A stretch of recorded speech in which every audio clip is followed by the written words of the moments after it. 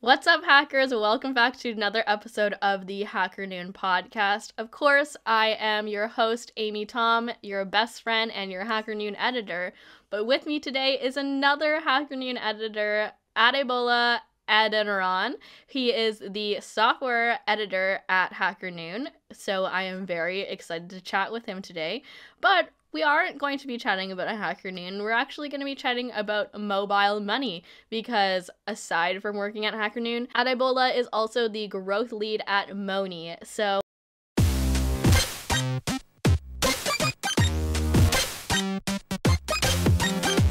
HackerNoon Podcast. welcome to the podcast, Adebola. Thanks for coming on. Thank you, Amy. Thank you for having me on the podcast. It's nice to be here, and it's nice to do this for the very first time because I watched the other ones on YouTube, and it's nice to finally be on. I feel a little bit famous. You watched my podcast on YouTube, Yeah. Adebola. Yeah. Are you my number one fan? Oh my gosh, that's funny because I'm your number one fan. I am stoked. This is the first time, amongst the first times, that I am interviewing one of my fellow people who work at HackerNoon, so it's very exciting. But today, what we're going to be talking about, what I'm going to learn a little bit more about from you, is mobile money. So can you tell me more about what mobile money is? I would just sort of start off with the problem, and then I'll talk about how mobile money is solving that. Because I think that Cool. giving that background and giving that context will sort of help people understand more what mobile money exactly is. In many parts of, in the outskirts of major cities in Africa and here in Nigeria as well, what you would find is that traditional banking institutions are not as close to people's locations as, say, somewhere in the US, for example, where you probably have an ATM super close to you and you can easily withdraw cash and do your transactions. But in Nigeria and in some parts of Africa as well, you don't have the proximity of banks to people. And there's also a lot of cash in circulation as well. And so what mobile money has done is that it sort of help people because you can't really access the banks or you don't have as many ATMs around you. Mobile money has sort of been a way for people to be able to move money around. And so for example, as long as you have a mobile phone and you are connected to a network operator or telecom operator, you can easily move money around. So you can go to an agent close to you. You can deposit cash and then they top up your mobile number with that value. And then you can use that to pay bills. You can send that to your family and your friends. And you can even go to another location and get cash in return for that amount, right? So that's sort of how it is in the rest of Africa. In Nigeria, it's a little bit different in the sense that people can take cash to a mobile money agent. And then you can say, hey, I'm trying to send some money to Amy, but maybe I don't have a bank account, right? Because a lot of people still don't have a bank account. I think the number is around 60% now of people who are banks, around 40% of people still are in bank here in Nigeria. And so instead of having to deal with a traditional bank, they can easily just go to a mobile money agent because they're all around, they're everywhere now. So you can easily just go to a mobile money agent and say, hey, I'm trying to send some money to my friend, maybe somewhere in the city, but I don't have a bank account. You can give them cash and then they would facilitate that transfer for you. And then your friend in the city can go pick that up at any other mobile money agent, right? And get, yeah.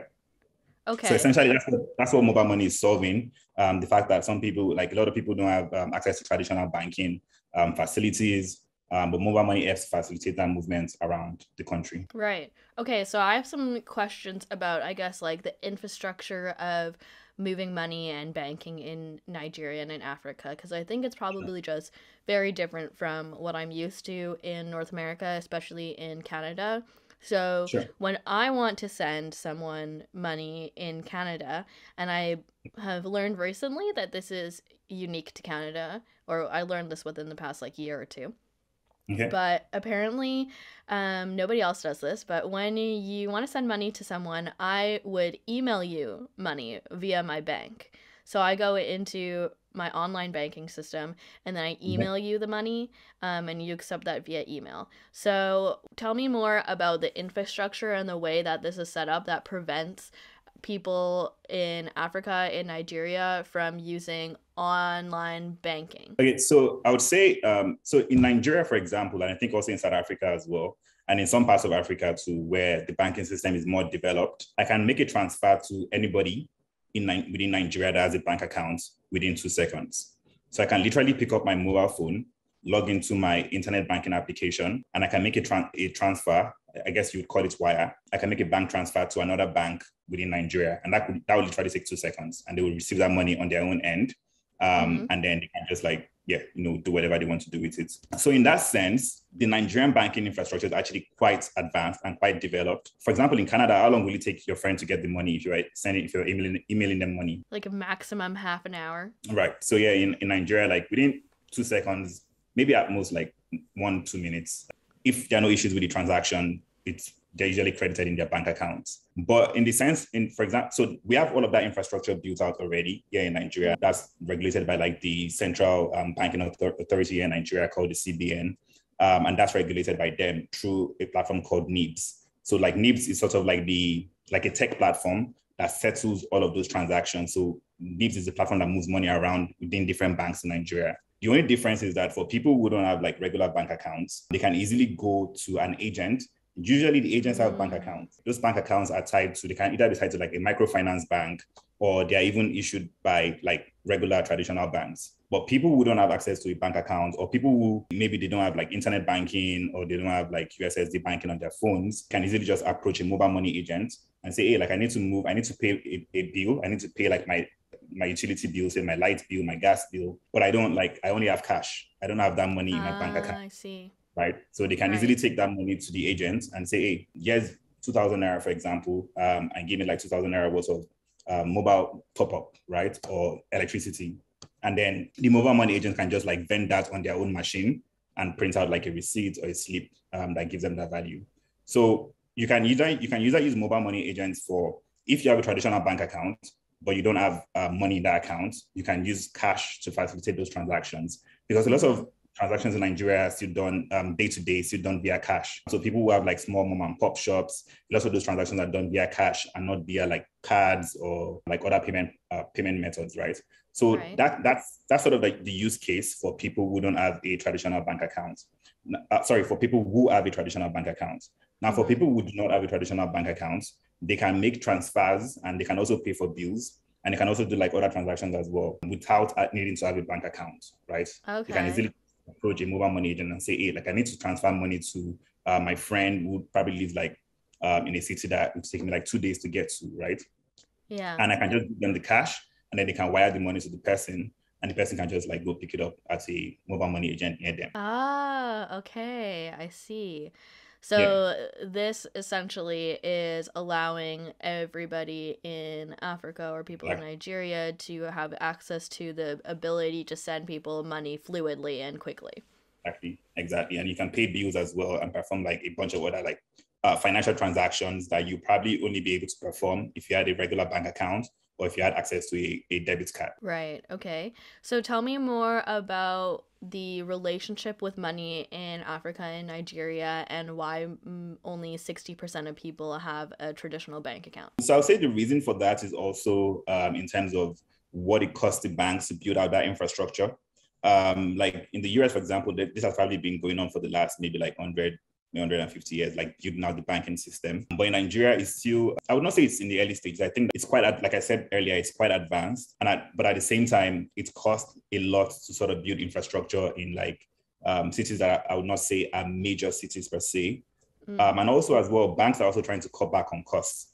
And so they're promoting more, they're asking more people to use their internet banking platforms rather than them open more branches, right? They want more people to use their mobile phones to move money around and to complete transactions as well. And for them, a way for them to also be able to gain more customers without not like, spending far more money on infrastructure is by using mobile money agents around. Because that's more like, that's way cheaper. So someone that already has like a mom and pop shop that are selling groceries, for example, they can also have a mobile money terminal right there in the shop. Yeah, so if you walk into the shop, you can say, hey, like I need to pay a bill, and you can give them cash, and then they would, pay the bill for you and generate like a token for you to use to pay, or to use for you to use in topping up like your gas or your electricity or anything like that. Right. Okay. So the benefit of the less infrastructure here is that because the banks don't have enough capital to set up all of the different banks, like official banks within these smaller cities, smaller shops are able to be mobile money agents. Okay. Exactly. So what kind of shops can be mobile money agents? So there are all kinds of like small shops. So you might be selling, say you're selling like rice, for example, like, so you're selling like rice in the raw form. Like it's a small sort of like corner shops, right?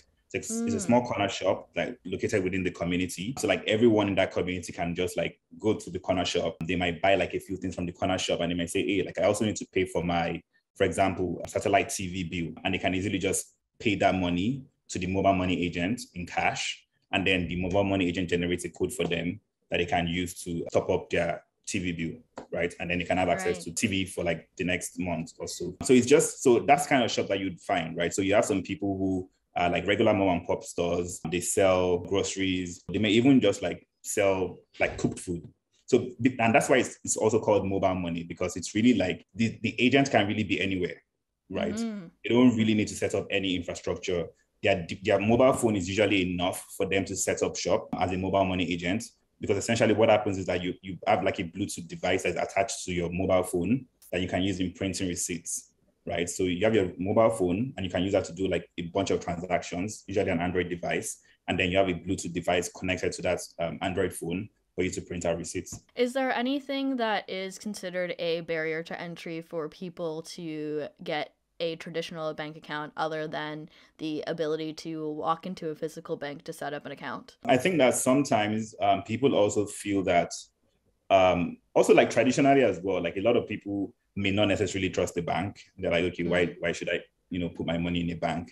And sometimes, besides the fact that the bank is far away from them as well, it may just make more sense because they need that money for like daily transactions and like daily things that they're doing. Because a lot of them are making their revenue daily, right? It may not make sense for them to store their money in a bank when they need this like cash flow every single day. And another barrier to entry will sort of be around education as well. So some people who may not necessarily see the need for a bank because they might not have enough education to understand that like banks are also important and banks play a role in society as well. Right. Okay. And mobile money in Africa and Nigeria, is this something that is a new concept that has come up in the past couple of years, or has this been around for like over 5-10 years? Yeah, I mean, mobile money has been around. So I think Safaricom started in, I don't remember now, I think it was around 2014. Safaricom launched in Kenya. I have that date in my article, but I don't remember it off the top of my head right now. But Safaricom launched in Kenya essentially, and the way like Safaricom works is that you have a mobile device.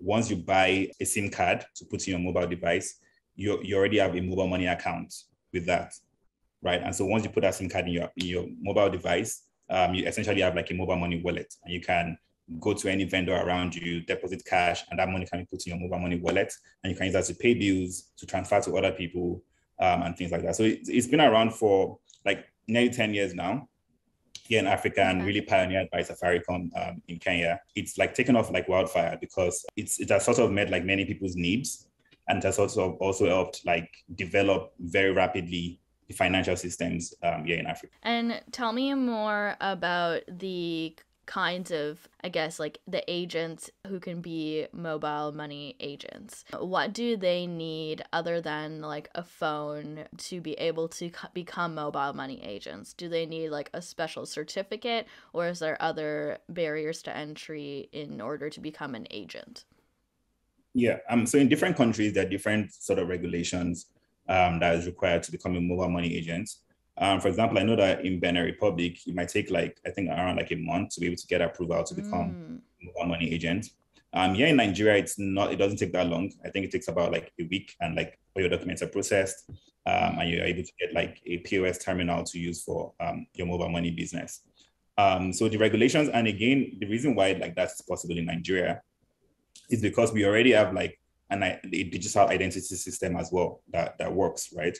And so like everybody's data is already captured in that system, and it's easy to just like, once you verify that data, you're able to provide like a service to the person because you already know that this is a legit person. We're able to verify their BVN data. So your BVN is your sort of a unique code that links you into the financial system. And so once that data is able to be captured and verified, you can say, hey, like, yeah, come pick up a device to start your mobile money business. Right. So in different parts of Africa, there are different regulations. And the more advanced the system is, the shorter time it takes for you to be able to start a business as a mobile money agent. Mm-hmm. And what is the mobile money industry like in terms of the different providers of, I guess, like the POS systems and like becoming an agent? Is there a lot of competition in that field? Yeah, definitely. I don't know if you're familiar with MTN. So MTN is a South African company. They're a telecom provider. So they'll probably be like AT&T in the US, for example, Okay. right? But they're one of the largest telecom service providers in Africa. And they've also capitalized on that to also build their own mobile money infrastructure and also to distribute that across Africa. So they're huge. And for them, mobile money is massive business. And so, but for MTN, I wouldn't say because of the amount of sort of power that they have, because they have a lot of people on their network. In most parts of Africa, they don't really have a lot of competition. But then in other parts of Africa where other telecom providers have a larger market share, those will be their competitors. Here in Nigeria, we have like the major players in the mobile money business. There are like 2 or 3 or 4 businesses that everybody knows are the major players in the market. But at the same time, they're also like maybe 150 other players as well in the same market, also sort of pushing the mobile money business as well. And so there's quite a lot of competition actually within this space. Everyone is trying to be more innovative. Everyone is trying to ensure that their systems aren't failing as much. So for example, if you go in to do a transaction, you want 9 out of 10 times that you go to a mobile money agent near you, you want the transaction to be successful, right? And you don't want to be like the network is down or the bank has some issues, things like that, right? So there's a lot of competition and there's a lot of innovation within this as well. Okay. And okay, now I want to know where Moni fits into this picture. But I think first I want to ask you where your journey started with Moni. So I worked as a software engineer. So I've worked as a software engineer for the last around 3 years now. That was fun. That was a good spell for me. But at the same time, like I always wanted to do something more. And then my friend is the co-founder of Money. And we met in Dubai. I think it was around like 2019. And so like we met each other, like we're on the same group trip together. We had a chat. I was like, oh, I'm in tech. I'm an engineer. And like I'm also trying to build out a couple of companies as well. And we stuck together. We became friends. We always threw ideas back and forth, sort of like what we're trying to build, what we're thinking of building, and what would make sense for the ecosystem as well. And fast forward to 2020, towards the end of 2020, it was like, hey, like I'm building this thing, we're trying it out. We're going to see if it's going to pick up, if it's going to work. And they decided to float a product at the time it was called Cash Top Up, right? Before it was renamed to Money. And then at the end of 2020, after like, I think 3 or 4 months, they were like, so him and the other co-founder were like, hey, like I think we have an idea here.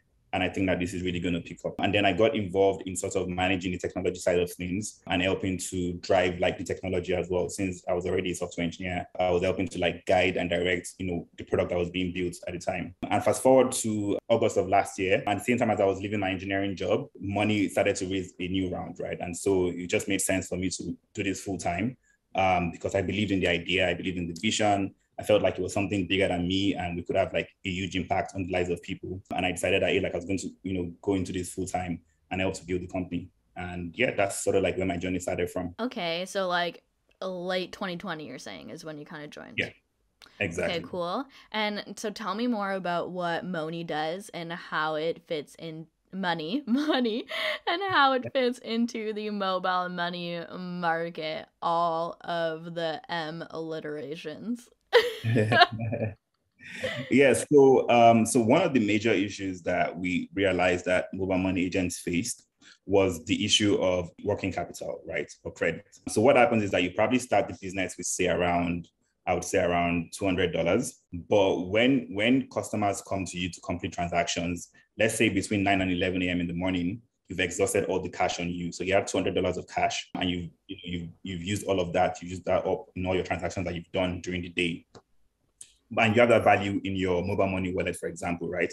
But you don't, if you go to the bank and it might take you like 30 minutes or an hour to get to the bank and come back, between that time that you have to leave your shop to go to the bank and get back, you're going to lose a lot of transactions because mobile money agents earn a commission for any transaction that they complete. And so it's all about the volume for them. They need to serve more customers to earn more commission. Mm-hmm. And so because it takes them a long time to get to the bank and get back, it's easier for them to have a long line of credit that they can always access and complete and service all the transactions that they need to service in a day, right? And then they make their commissions and then they give us, so they pay a small interest on the credit that we give them. And so it's almost like we're sharing the commissions with them in a way because we're allowing them to complete more transactions and to make more money.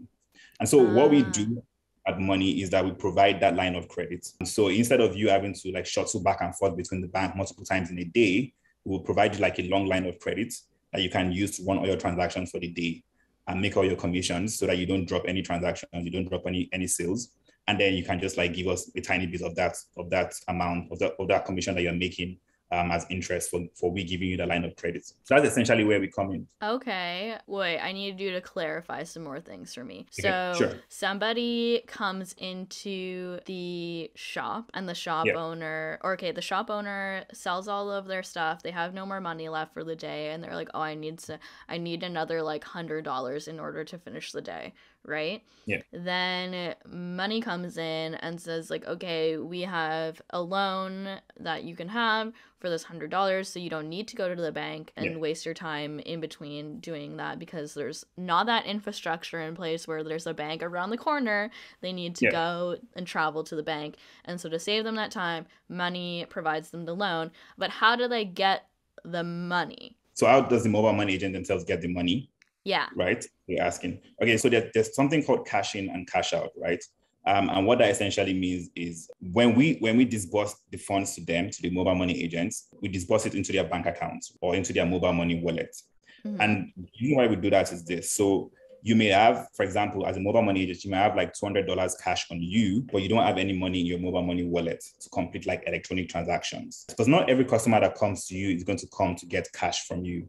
They may want to pay a utility bill, or they may want to do a transfer to somebody else somewhere else, right? Mm-hmm. But you have that. So let's say you have $200 in your wallet, right? And let's say Amy comes to me, right? And I have $200 in my wallet. I can say, hey, Amy, like, you want to send $100 to David, for example, right? And Amy's like, yeah, I'm trying to send $100 to David. So I do the $100 from my wallet that was credited by Money, and I send it to David, right? But I still have my $200 cash with me, right? So when other people come, and they want to make a withdrawal from their own accounts, I can give them the cash and I can debit that from my own end. Mm-hmm. So now what happens is that if I run out of cash, it means that I have to make a trip to the bank, right, to get more cash, or like find an ATM to get more cash for me to disburse again. But for Money, so instead of, and you know that every time a mobile money agent makes a transaction, the money isn't actually missing. The money is still in the system, right? So if you come and give me, if you say, hey, like this is $200 and I want you to send it to David, right? So I'm going to collect the $200 cash and then send the electronic value to David. Yeah. Right. But other people might come and say, hey, I actually want to withdraw $200 cash, right? From my card. Some people have the card, right? And they put the card in my machine. I'm debited $200 from my wallet, and then I give them the cash on me. Now I'm out of cash for the day, right? I'm out of cash for the day. I have to make that trip to the bank. But where Money comes in is that we give you like, let's say we give you like $1,000 for the day, right? So that way you can go to the bank in the morning, get $1,000 cash, come to your shop, and complete like 5 transactions that day without having to go to the bank. I see. Yeah. You see what I mean? And then you make a commission from each of those transactions that you do. And then you pay back the $1,000 with like a little interest on top. Okay, so Money is providing the mobile money agents with the loan ahead of time for their day. Would they decide whatever they want, $1,000 a day or whatever they want, so that they don't have to make those multiple trips to the bank, and they have that cash float already on hand just in case somebody wants to withdraw money from their mobile money account. Okay, I get it. I understand. Great. Cool. And so tell me, so it's early 2022, so it's been just over a year. So tell me about how that's been going for you. Yeah, I mean, it's been quite a journey. I think the entire team works like super hard every day because, again, startups look very fancy from the outside, right? You're like, oh, like that's a nice startup and I would like to work with them. But you don't realize like how much work goes in and how much grind goes into making the entire thing work and like building out all of those structures from ground, right? And I remember like the first time that we paid staff here at Money, and it was like such a big deal for everyone because it was like, hey, like we didn't think that we were going to get this far. And then we got this far, all right, on paid people's salaries for the very first time. I thought that was such a huge day for the entire team. And since then, we've done over $5 million in disbursements across like 3 countries in Africa. We've also expanded to other countries as well. So we're not only in Nigeria, we're also in Benin Republic, and we're also in Guinea-Conakry as well, where we also started operations, all in the space of like a year or like a year and a little bit. And then besides that, we also got into the YC program. So YC is the largest startup accelerator in the world. I think the acceptance rate is about like 23% or something, if I'm not mistaken. But it's like super low. It's like close to like what the acceptance rate at Harvard is. And we're able to get into that and to get some funding as well. And it's been an exciting journey for me and for the rest of the team, especially like for the co-founders as well. But like every single day you wake up and you know that you're going to have to put out some fires, and you know that you're going to have to come up with ideas and like, figure out things on the platform. But I think that's something that's like our biggest strength, and something that, we're really proud of, is our repayment rates, right? And I think the major issue with lending, even with credit card companies as well, is the same thing. Or like even buy now, pay later companies, where, people take a facility from you, but they do not repay that facility. And then you need to like charge people like high interest to be able to cover for people who do not repay their facilities. But I think that what we do is a little bit different. We run like a community model, which is based on your social reputation. So you can't just access credit on money if you don't belong to a community, right? So you have to belong to a community. Yeah, exactly. That's cool. Yeah. Yeah. So the entire app works on a community model. And when people form a community, they come on the app and they're able to all access credits. And what binds them all together is that they're all mobile money agents, right? And they sort of all know each other. They all have a relationship with each other. And so when one person is like, hey, like, I'm not going to repay this money back, the other people in the community can say, hey, you need to repay this money back because it's going to affect our businesses as well.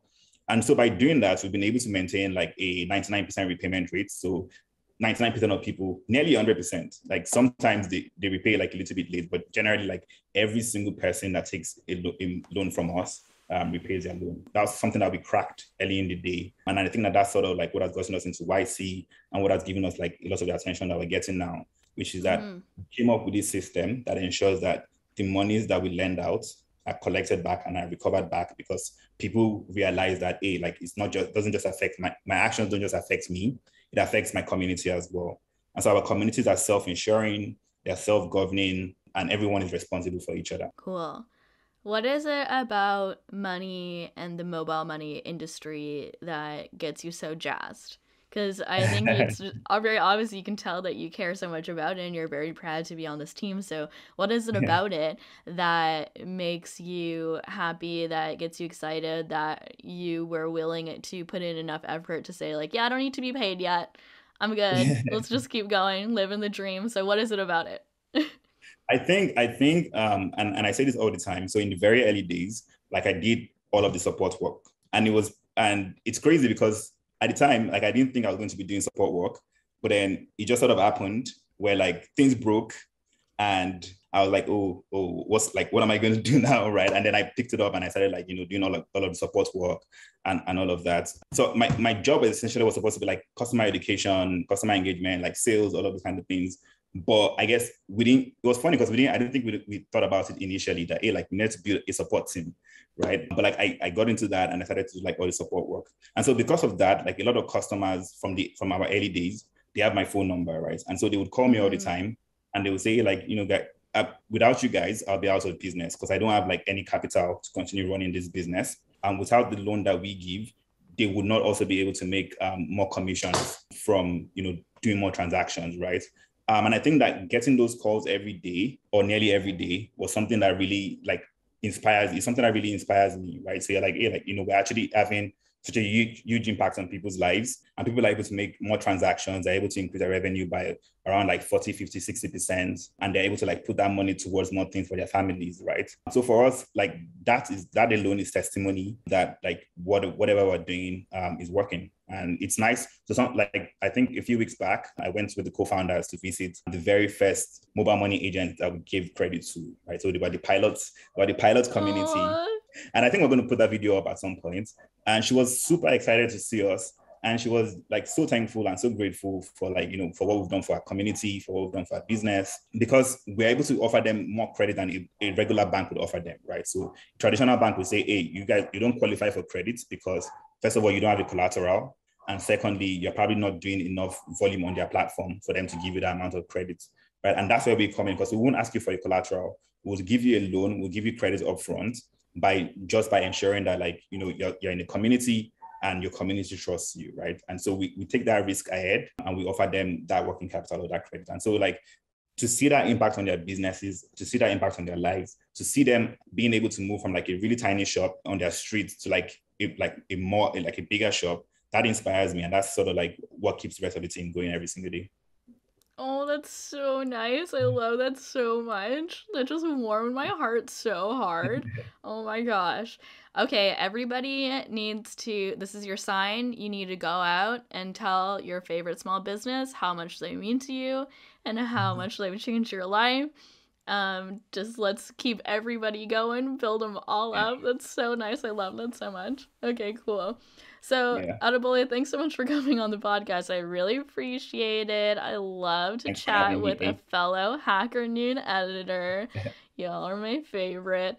So, where can we find you and what you're working on online? So, I think that I really like my HackerNoon name because I'm the only Adebola. So if you go to HackerNoon.com/Adebola, you would find me. You find my articles on HackerNoon. You would also find links to my socials. I'm really like happy that I was able to get that handle because there are lots of Adebolas in the world, but it's nice I was able to get the handle first. Yeah.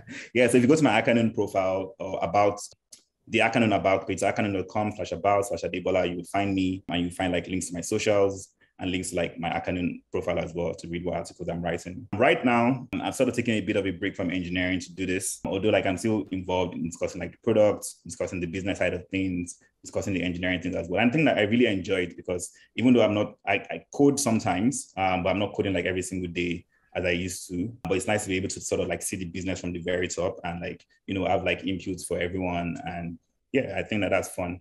So right now I publish articles about mobile money. I never thought that this day was going to come. I usually wrote like software engineering technical articles, but like now I'm writing things about mobile money and sort of the agency banking space and the fintech space in Nigeria. And I'm definitely excited about it. I'm excited about the future and about what we're building as well. Cool, sick. All right, I will put those links in the show notes for everybody to go check out Adebola and his mobile money stories on HackerNoon. Thanks so much for listening to the podcast. Don't forget to tell your favorite small business that you love them and to give me a little love by giving a 5-star rating to the HackerNoon podcast. You can reach us at HackerNoon on all the socials, LinkedIn, Twitter, Facebook, Instagram, whatevs. Check out our YouTube channel and head over to hackernoon.com to read some of our stories. And as always, stay weird, and I'll see you on the internet. Bye! Bye-bye.